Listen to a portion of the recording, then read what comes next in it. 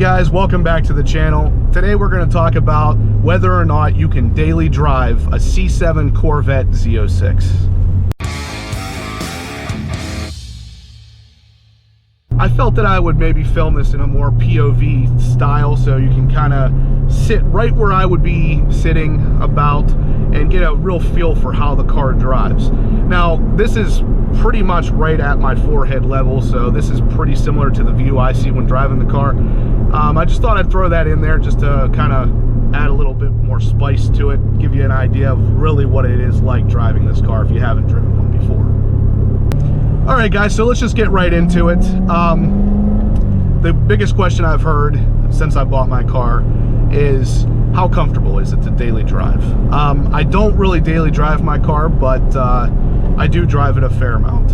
And honestly, if I lived in a state where the weather was a little bit nicer, I probably would daily drive this car. And I've talked about it to my wife before because it would be a great thing. I'd save a lot of money because I wouldn't have to have two cars.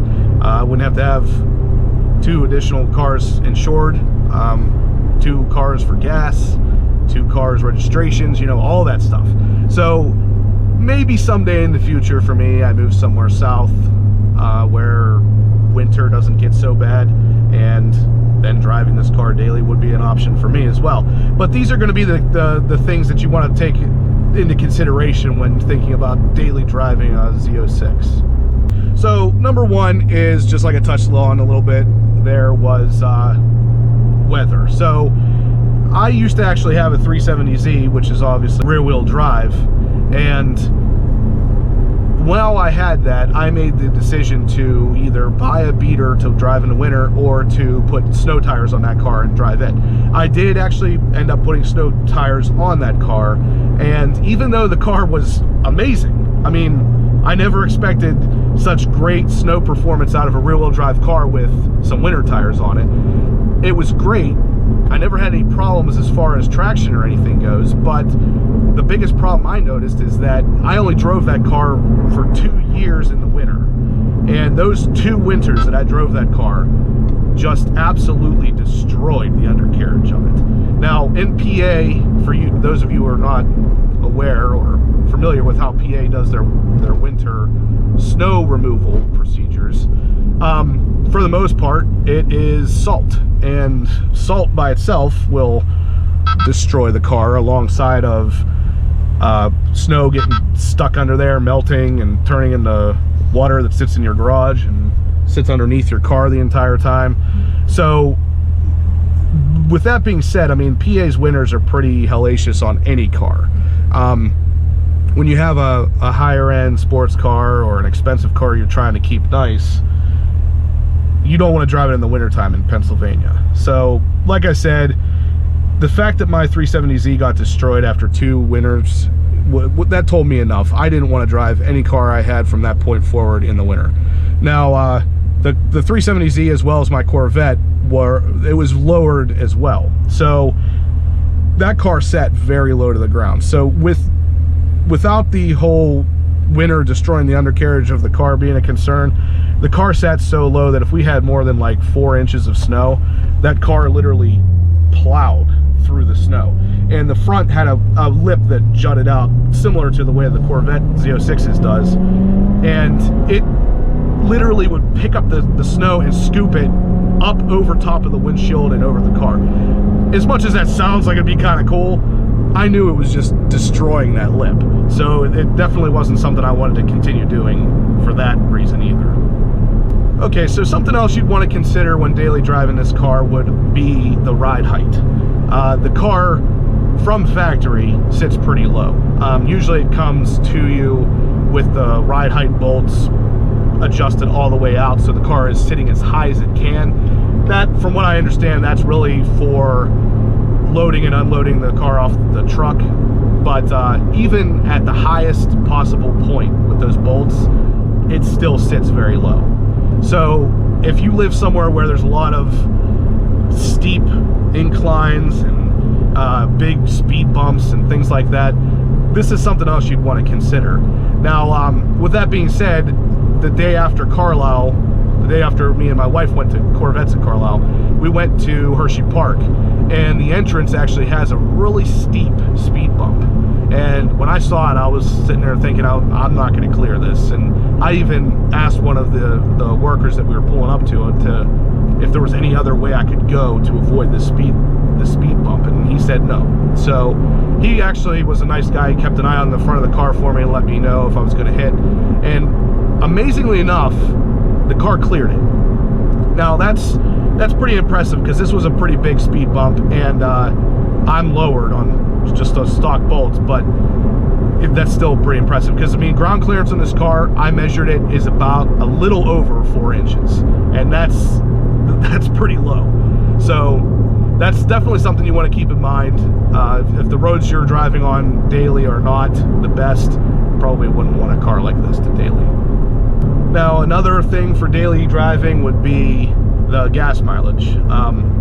Obviously, I touched on this point a little bit in one of my previous videos of cost of ownership for a Z06. You can actually check that out right up here at the top right. I'll link it up there so you can check that video out if you want to learn a little bit more about that. But obviously, that is going to be a big point here too. If you're daily driving a car back and forth to work every day, and you drive 50 miles one way, a big V8 with a supercharger on it might not be your best idea to take daily. So obviously, definitely something to keep your eye on. Another thing to consider is the car's looks. As weird as that sounds, being on a list of whether you can daily drive a car or not, it does factor in for me almost on a daily basis. When I drive this car, I get thumbs up, stares, you know, I'll rock on, hand signals, you know, waves, everything. I get everything from kids all the way up to old people. So the car definitely demands attention, and that's great.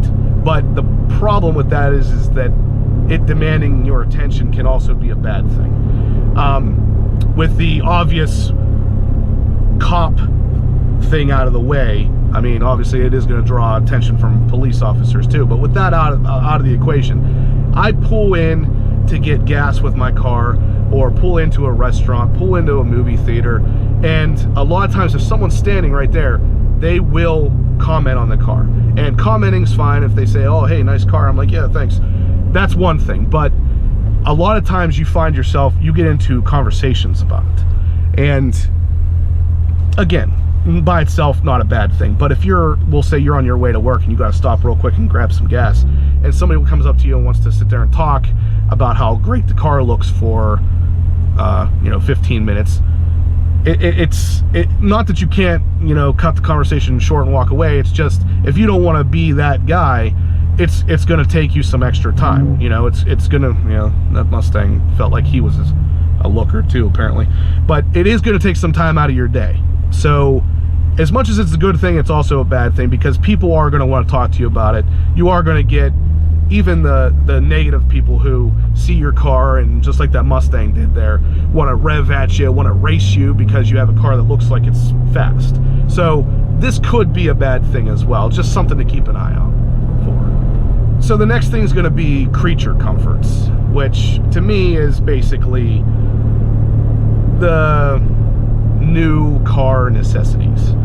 So if you're someone who's kind of spoiled with your cars, and you know, you daily drive a Cadillac or something along those lines, this car is not going to disappoint you.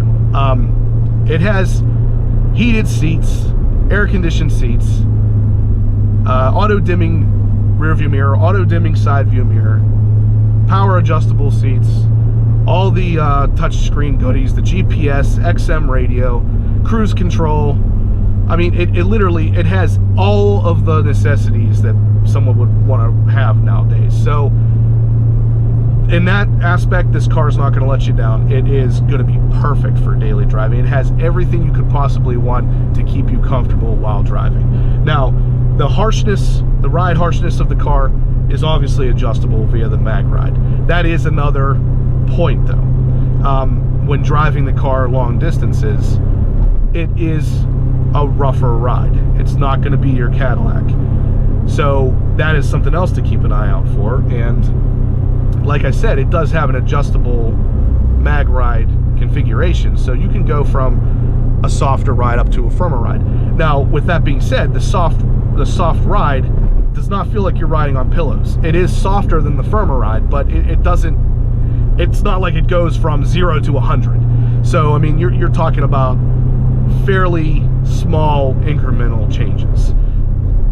Something to keep in mind if you're going to be daily driving this car long periods of time. Another concern for someone who would want to daily drive this car would be cargo space. Now, I obviously have the Z06 Coupe, and with that being said, my wife and I were able to load everything we needed for a couple days into the car and head up to Corvettes at Carlisle this year. And honestly, everything fit, and it was pretty good. I didn't have any space issues at all. Now, with that being said, last year, my wife and I we rented a Corvette Stingray, and it was a convertible. We took that down to Myrtle Beach, and the convertible really cuts your cargo space down. So if you're thinking about daily driving a Z06 Coupe and cargo space is your concern, you're good. But if you decide to daily drive the Z06 convertible and you're worried about cargo space, you may want to reconsider, because the cargo space is I would say honestly it's cut maybe even more so than in half. It may be cut into like a third of the space that's available in the coupe. So we had a lot of problems putting 2 pieces of luggage and some other little things into the convertible. Now, like I said, in the coupe, everything fit in fine. There was really no space concerns at all. So keep that in mind. The main question here is, can you daily drive a Corvette Z06? And my answer to that is absolutely yes. Like I said, I would love to be able to daily drive my car, because there's just so many reasons. I get in this car and it literally changes your mood. So it is a fun car to drive. I could save money by daily driving this car, and I wouldn't lose anything. The biggest thing for me is that the car offers everything you would need in a daily driver. So I honestly can't think of a reason why you wouldn't be able to daily drive a car like this. Now, with that being said, there are obviously certain situations out there that would prevent you from wanting to daily drive a car like this. Now, for me, I would do it if I could, if it wasn't for the weather, and maybe, like I said, maybe someday I move somewhere warmer where I can daily drive this, and that would be great. But there's some people out there that wouldn't want to. It is an expensive car, so daily driving something like this, you're gonna get it messed up, rock chips, scratches, scrapes. That's gonna happen more often on a daily driver, and if you don't want that to happen as fast or at all, then you're not gonna daily drive a car like this. But the main question for me was, is it daily drivable? And the answer is yes. Like I said, the car is a blast to drive, and it is daily drivable. I really hope the same can be said about the Corvette C8 whenever it finally comes out. Alright guys, that's going to do it for today's upload. Give me a big thumbs up if you liked it. If you have any questions, shoot them down in the comments below. Let me know what you think. Do you think your Corvette C7 Z06 is daily drivable? What do you think of the points that I made? Leave me some feedback down there in the comments. If you have any questions, like I said, I always like to hear from you guys. So shoot them down below, and I'll catch you guys in the next upload.